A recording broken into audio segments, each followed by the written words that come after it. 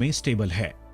मतलब आरपीएस 76 के बॉटल पर लिखी ह्यूमिक की मात्रा आपको 6 महीने या 1 साल बाद भी उतनी ही मिलेगी, जबकि बाजार में मौजूद अन्य प्रोडक्ट में ह्यूमिक एसिड का एएल काउंट स्टेबल नहीं होता है।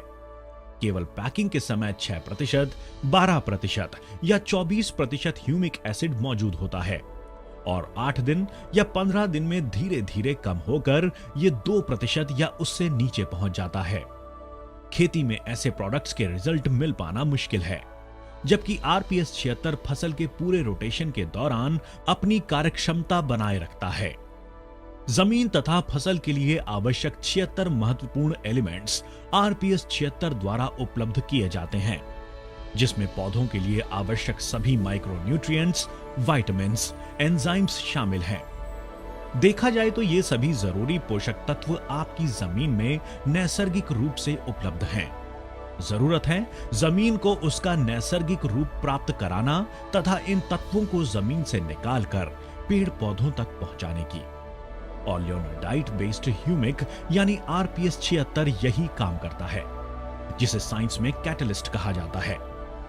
महत्वपूर्ण घटक एनपीके तथा कैल्शियम, मैग्नीशियम, सल्फर, इनके अलावा सभी माइक्रोन्यूट्रिएंट्स जैसे कि iron, boron, zinc, copper, molybdenum आदि सभी पोषक तत्वों की उपलब्धता आरपीएस 76 द्वारा फसल को की जाती है।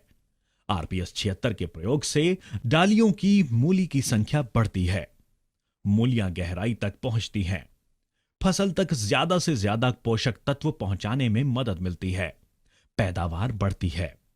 इन सबके अलावा आरपीएस 76 के बैक्टीरियल कल्चर में कुछ ऐसे नेचुरल इंग्रेडिएंट शामिल किए गए हैं जिससे पौधों की रोग प्रतिकार क्षमता नैसर्गिक रूप से बढ़ जाती है। नतीजतन भयंकर पेस्टिसाइड्स के इस्तेमाल पर, इनके दुष्परिणामों पर, पेस्टिसाइड्स के खर्च पर नियंत्रण मिलता है। केवल 5 मिली आरपीएस 76 के साथ 1 किलोग्राम बीज प्रक्रिया करने पर किसी वैक्सीन यानी टीके की तरह काम करता है। जर्मिनेशन तो बढ़ता ही है, साथ ही इन बीजों से पैदा हुए पौधों की इम्यूनिटी मजबूत बनती है। फसल चाहे कोई भी हो, 1 एकड़ के लिए बस 1 लीटर आरपीएस 76 काफी है। स्प्रेइंग यानी छिड़काव में प्रति लीटर 2 मिली आरपीएस 76 यानी 15 लीटर के पंप में 30 मिली आरपीएस 76 इस्तेमाल करना चाहिए। कृपया किसी केमिकल फर्टिलाइजर या पेस्टिसाइड के साथ मिलाकर आरपीएस 76 का छिड़काव न करें। केमिकल इस्तेमाल के बाद करीबन 4 दिन का अंतर जरूरी है। अगर ग्रीन हाउस की बात की जाए तो फसल की मूली पर गांठ यानी नेमाटोइड्स का अटैक एक आम परेशानी है, जिसके कारण मूली द्वारा पोषक तत्वों का एब्जॉर्प्शन करने में रुकावट आ जाती है। पौधों की ग्रोथ रुक जाती है, फ्लावरिंग झड़ने लगती है, किसानों की नजरों में आ रही फसल अचानक से कम हो जाती है। यह किसी कैंसर से कम नहीं।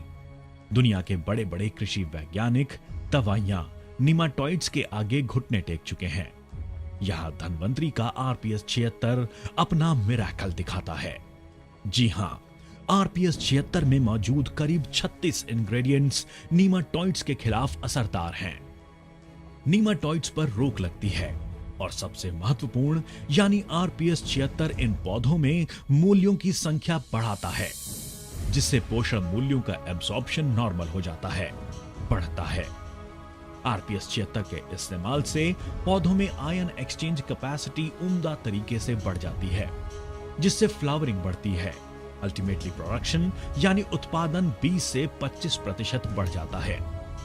आरपीएस 76 के इस्तेमाल से इस बढ़े हुए उत्पादन में और एक बात महत्वपूर्ण है।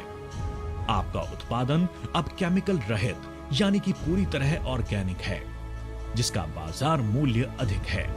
आपका उत्पादन अब एक्सपोर्ट के भी काबिल है। और क्या फायदे हैं आरपीएस 76 के? एक अच्छी फसल के लिए उपजाऊ जमीन बेहद जरूरी है। कई वर्षों से भयंकर रसायनों के इस्तेमाल से बंजर बन चुकी जमीन को रेजुवेनेट यानी फिर से उसका मूल स्वरूप प्राप्त कराने का